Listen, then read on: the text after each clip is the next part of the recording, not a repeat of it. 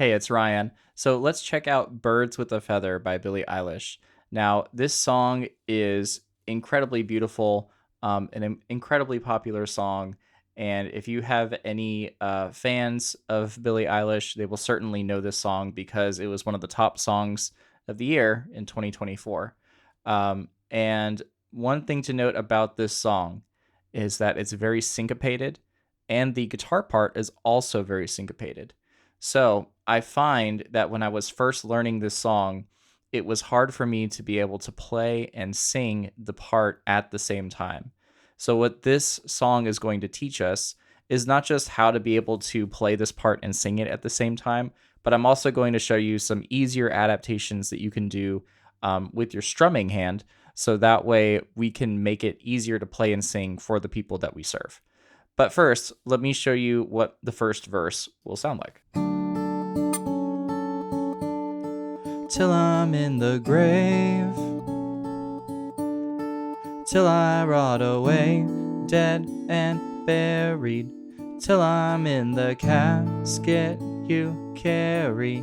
If you go, I'm going too. And so the syncopation gets really tricky, but that's why I really love the practice videos, because we can really break it down in a slower part, and I'm still going to have the flute playing in the background so that way we can hear what it sounds like as we're learning this part. So I think the first thing we need to do is go over the chords, and then I'll show you the guitar part, and then we can practice it. So the first chord that we have is just a C major chord. But what we're going to do is take the pinky and we're going to put it on, in this case, the 5th fret of the high E string, so that way we can get the high G that's in there. I love the C chord because it's got a lot of energy to it because that high G is on top there.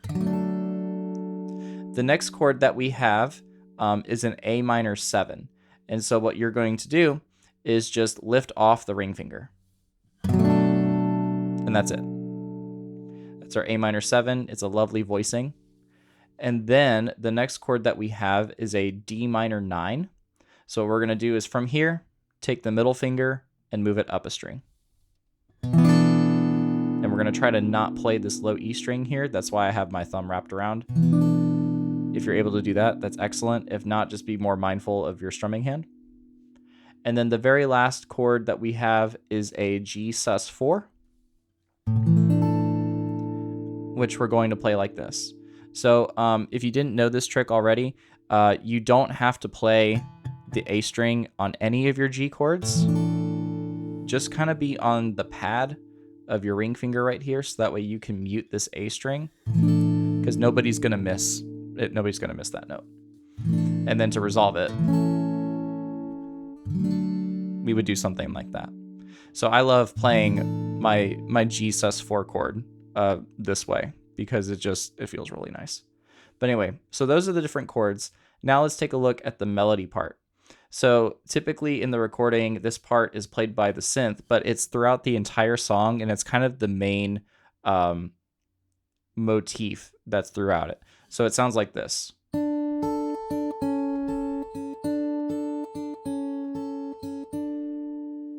It uses what I call millennial pattern, which is just like the dotted eighth note, eighth note, and then it just repeats that pattern throughout.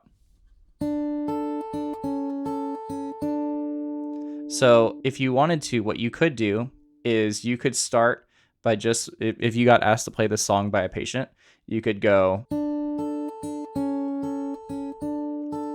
I want you to stay till I'm in the grave. And then you can kind of just forget about the part from then on. So that'll give you at least a nice intro to be able to start the song, and then you can just do the normal chords from there, or these chords that I just showed you. So that way it still feels pretty authentic to the song. Now, what you can also do is you can give yourself the intro. I want you to stay. And just by having that pause there, it gives a little bit of like, oh, what's happening next? And then you bring your beautiful voice in. And then you just do the whole note strums till I'm in the grave. till I rot away, dead and buried. Basket you carry. If you go, I'm going too. And it was always you. Then you can bring in like a soft strum pattern for verse 2. That's one way to do it. And then another way that you can try doing it is just by right out the gate, kind of doing something like this.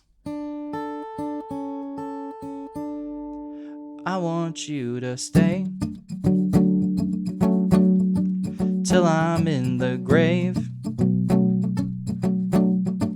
till I rot away, dead and buried, till I'm in the casket you carry.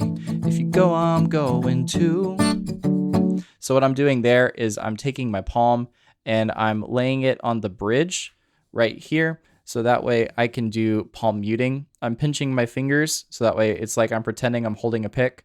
And then I'm kind of just doing a funky strum pattern with it. Down, down, up, down, down, down, up, down, down, down, up, down, down, down, up, down. So that's kind of the strum pattern that I would do for it.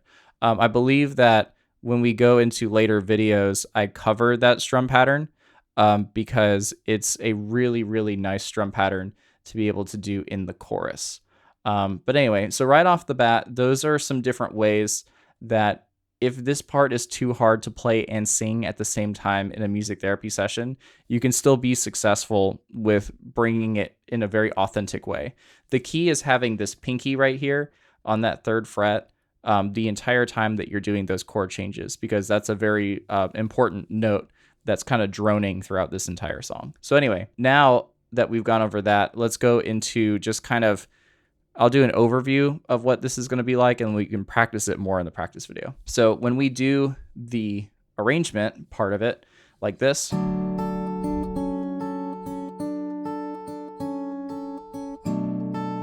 can see that what I'm doing is I'm grabbing the chord with these fingers right here. We're taking these fingers that are traditionally assigned to these strings and we're moving them up a string set.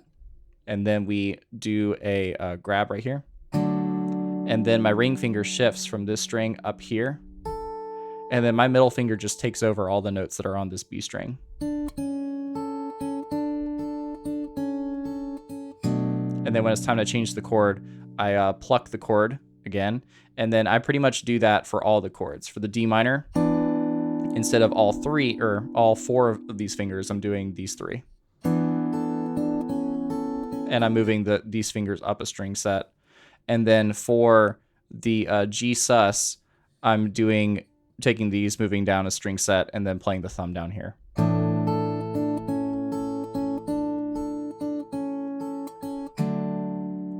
So that's pretty much how we're going to do the part, and we're going to practice that in the practice video. I would highly recommend that if you're not comfortable with the finger picking pattern just yet, don't worry about singing just yet. Just get used to kind of feeling that millennial pattern. And then once you feel pretty comfortable with the millennial pattern, then try singing on top of it. So anyway, this is the start to Birds of a Feather, and I'll see you in the practice video.